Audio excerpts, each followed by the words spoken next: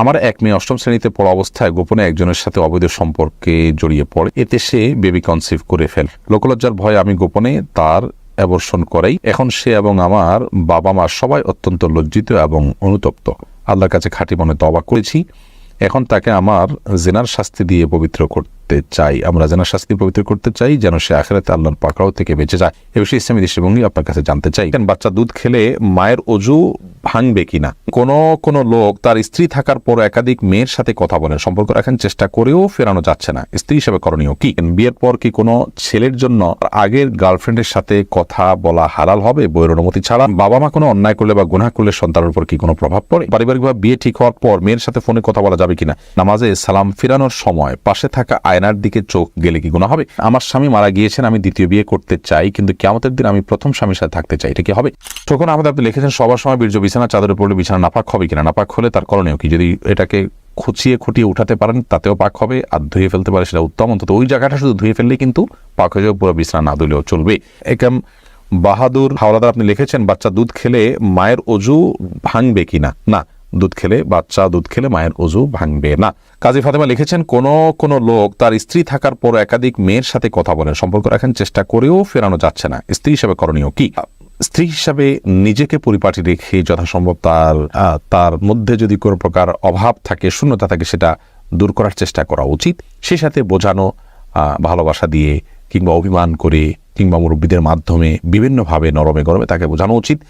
এবং অন্য কারোর মাধ্যমে নিজে কোনোভাবে যদি সংশোধন করা না যায়, তাহলে সেক্ষেত্রে তার পাপের কারণে স্ত্রী তিনি পাপী হবেন না, অপরাধী হবেন না। প্রত্যেকের পাপের বোঝা তিনি বহন করবেন।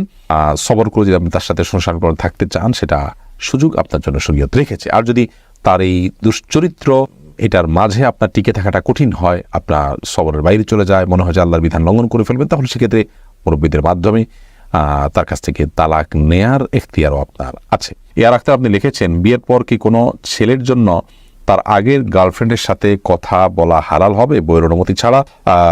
গার্লফ্রেন্ড এই শব্দটাই হলো একটা নোংরামির শব্দ।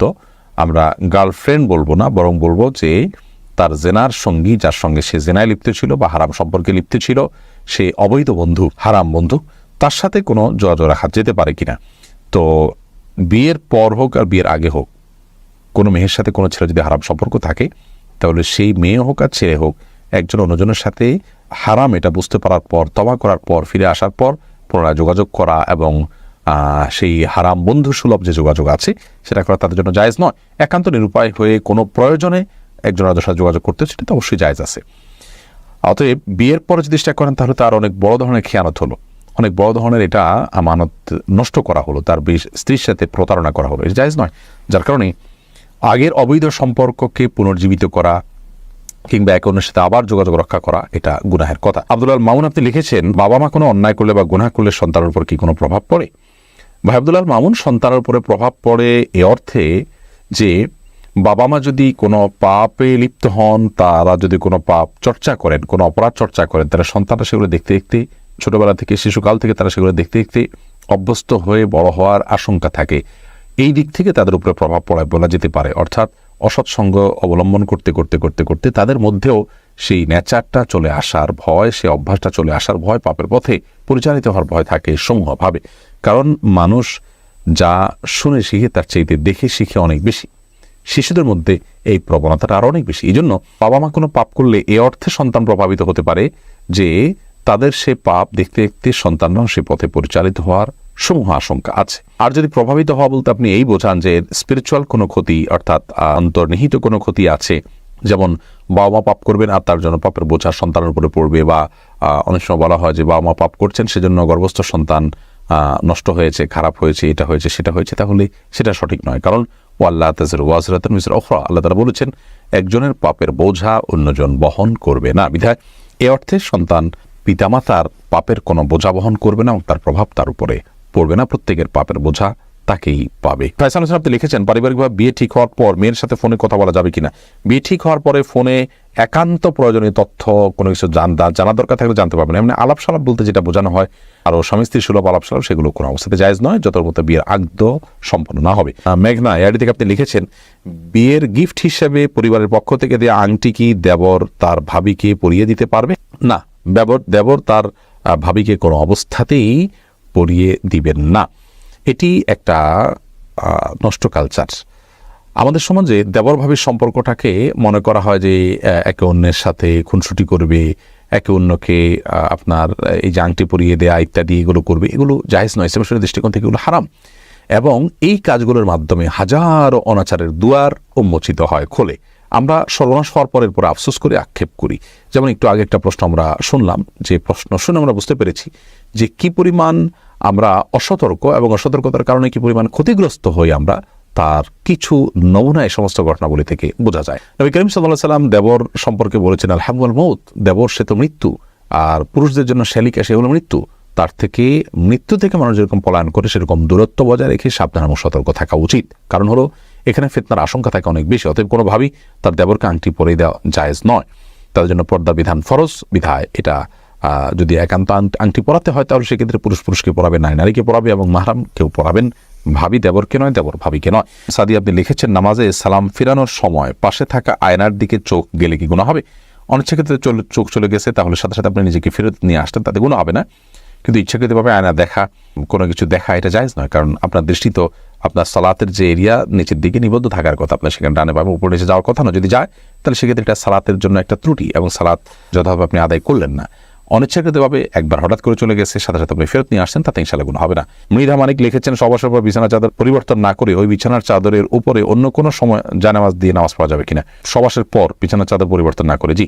যদি নাপাক পড়ে থাকে তাহলে সেটা পাক করার তো ভেরি ইজি। ওই জায়গাটা ধুয়ে ফেললে পাক হয়ে যাবে, বা খোঁচায় উঠে ফেললেও পাক হয়ে যাবে, বা বিছানার অন্য পাশে দাঁড়িয়ে আপনি নামাজ পড়তে পারেন। আর জানামাজ বিছানায় নামাজ পড়তে নামাজ হবে, কোনো অসুবিধা নেই। খন্দকার সাইদ আপনি লিখেছেন, কোন আমলের মাধ্যমে কি মানুষের ভাগ্য পরিবর্তন হয়? দোয়ার মাধ্যমে মানুষের ভাগ্য পরিবর্তন হয়। কিছু ভাগ্য আছে যেগুলো চেঞ্জেবল, পরিবর্তন হওয়ার সুযোগ আছে, সেগুলো দোয়ার মাধ্যমে পরিবর্তন হতে পারে। তবে পরিবর্তন হয়ে কোথায় গিয়ে দাঁড়াবে সেটাও আল্লাহ তাআলা জানতেন এবং সেটা আল্লাহর কাছে চূড়ান্তভাবে লিখিত আছে, যেটা তাকদীর লেখক ফেরেশতারাও জানেন না।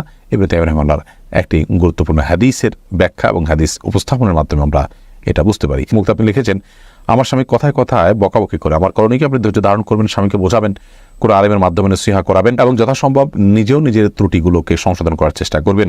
সাদিয়া আক্তার আপনি লিখেছেন, আমার স্বামী মারা গিয়েছেন, আমি দ্বিতীয় বিয়ে করতে চাই, কিন্তু কিয়ামতের দিন আমি প্রথম স্বামীর সাথে থাকতে চাই, এটা কি হবে? কিয়ামতের দিন কি হবে এটা আলেমুল গায়বের বিষয়, একমাত্র আল্লাহ তাআলা ভালো জানেন। আমাদের দুনিয়ার আশা আকাঙ্ক্ষা আমরা যেভাবে লালন করি, মৃত্যুর পর আমাদের হুবহু এরকমই থাকবে, ব্যাপারটা কিন্তু সেরকম না। বিধায় আপনার যদি নিজের চরিত্র হেফাজত করাটা প্রশ্ন সাপেক্ষ বিষয় হয় তাহলে সেক্ষেত্রে আপনি বিয়ে করাটাই উত্তম। বিশেষ করে একজন জীবনসঙ্গী এটা খুবই প্রয়োজন হয় বেঁচে থাকার জন্য। সেই জায়গা থেকে আপনি বিয়েতে আবদ্ধ হওয়া উচিত এবং আল্লাহ রাব্বুল আলামিন কিয়ামতের ময়দানে কোন স্বামীর সাথে আপনার হাসর করাবেন, শেষ স্বামী হিসাবে তিনি আপনাকে পাওয়ার কথা, তিনি পাবেন নাকি আগের স্বামী পাবেন, এই বিষয়টি সম্পূর্ণ আলমুল গায়বের বিষয়, আল্লাহ তাআলা ভালো জানেন। এই বিষয়ে কোন হাদিস স্পষ্ট করে আলাদা করে কিছু বলে দেয়নি, যেটা আমি নিশ্চিত করে বলতে পারি আমি যতটুকু জানি। আল্লাহু বিসওয়াব। আমি একজন বিপর্যস্ত পিতা। আমার এক মেয়ে অষ্টম শ্রেণীতে পড়া অবস্থায় গোপনে একজনের সাথে অবৈধ সম্পর্কে জড়িয়ে পড়ে, এতে সে বেবি কনসিভ করে ফেলে। লোকলজ্জার ভয়ে আমি গোপনে তার অ্যাবর্শন করাই। এখন সে এবং আমার বাবা মা সবাই অত্যন্ত লজ্জিত এবং অনুতপ্ত। আল্লাহর কাছে খাঁটি মনে তওবা করেছি। এখন তাকে আমার জিনার শাস্তি দিয়ে পবিত্র করতে চাই। আমরা জিনার শাস্তি পবিত্র করতে চাই যেন সে আখিরাতে আল্লাহর পাকড়াও থেকে বেঁচে যায়। এ বিষয়ে ইসলামী দৃষ্টিভঙ্গি আপনার কাছে জানতে চাই। প্রথম কথা হলো ভাই, জিনার শাস্তিটা ব্যক্তি পর্যায়ে আমরা কার্যকর করব না, বরং এরকম পরিস্থিতিতে সে এবং পুরো পরিবার আল্লাহ তাআলার কাছে লজ্জিত হয়ে এবং হারামের পথ থেকে সরে এসে আর যেন কখনো এই ভুলটা না হয় সেজন্য আল্লাহর কাছে দৃঢ় প্রতিজ্ঞা করা উচিত এবং দৃঢ় প্রত্যয় ব্যক্ত করা উচিত। তওবায়ে নাসুহা যেটাকে বলা হয়, খাঁটি তওবা, সেটা আমাদের করা উচিত এবং আল্লাহ তাআলা ক্ষমাশীল, আল্লাহ তাআলা ক্ষমা করবেন। এবং এই যে আপনার পরিস্থিতি তৈরি হলো, এটি কী কারণে তৈরি হলো, কোন জায়গায় তৈরি হলো, তাকে কী ধরনের প্রতিষ্ঠানে দেওয়া হলো, কিভাবে সে অন্য ছেলেদের সাথে যোগাযোগ করে বিপথে চলে গেছে, সেই যে লাইফস্টাইল সেটার ব্যাপারে আমাদের সংশোধনী আনতে হবে এবং ভবিষ্যতে যেন এরকম ভুল না হয় সেজন্য তাকে উপযুক্ত শিক্ষা প্রতিষ্ঠানে দিতে হবে এবং গভীর মনিটরিংয়ে রাখতে হবে এবং সুন্দর পরিবেশ তাকে দিতে হবে। হারামের পরিবেশ থেকে তাকে বাঁচানোর জন্য আপনার চেষ্টা করতে হবে। একজন সন্তানের জীবনে সচ্চরিত্র এবং চরিত্রবান হওয়া এটা এত গুরুত্বপূর্ণ যে তার জীবনে তথাকথিত আজকালকার প্রচলিত শিক্ষার চাইতে 1000 গুণ বেশি গুরুত্বপূর্ণ। একজন অভিভাবক যখন এটাকে অনুভব করতে পারবেন, বুঝতে পারবেন, তখন ইনশাআল্লাহ এই ধরনের সমস্যা এমনিতে দূর হবে। বাকি কথা হলো যে